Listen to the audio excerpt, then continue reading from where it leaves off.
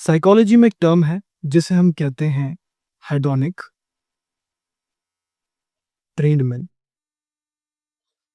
Hedonic treadmill का मतलब है कि आप अपनी लाइफ में, अपनी डेली एक्टिविटीज में जो भी प्लेजर लेते हैं, मान लीजिए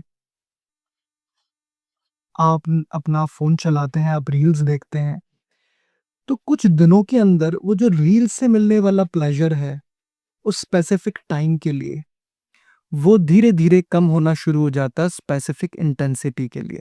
एग्जाम्पल के तौर पे मान लीजिए आपने रोज आप 100 रील्स देखते हैं एग्जाम्पल के तौर पे, और ये लगभग आप पिछले 10 दिनों से कर रहे हैं। आप पिछले 10 दिनों से लगभग 100 रील्स देख रहे हैं। अब एक टाइम ऐसा आएगा, हो सकता है 10 दिन बाद आए, कि आपको जितना प्लेजर उन 100 रील्स से मिलता था रोज लगातार 10 दिन, वो कम होना शुरू हो जाएगा, या फिर आपको उतना प्लेजर मिलेगा ही नहीं। अब आपको ज़्यादा रील्स कंज्यूम करनी होगी ज़्यादा प्लेजर के लिए। मतलब अब आपको अपनी इंटेंसिटी बढ़ानी पड़ेगी।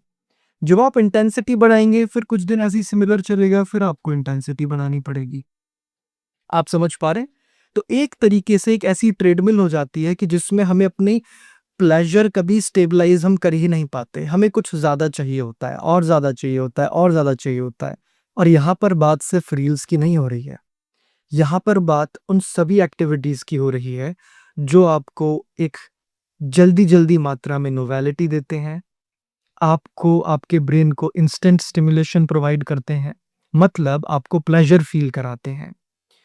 कुछ समय में वो प्लेजर जितना आपको पहले मिल रहा था उतनी ही इंटेंसिटी से उसका प्रभाव कम होने लग जाता है। मतलब अब आपको ज़रूरत होती है इंटेंसिटी बढ़ाने की। और ऐसे करते-करते जब हम ऐसे ऊपर की तरफ आ जाते हैं, तो अब हम ऐसे पॉइंट पर खड़े हुए हैं,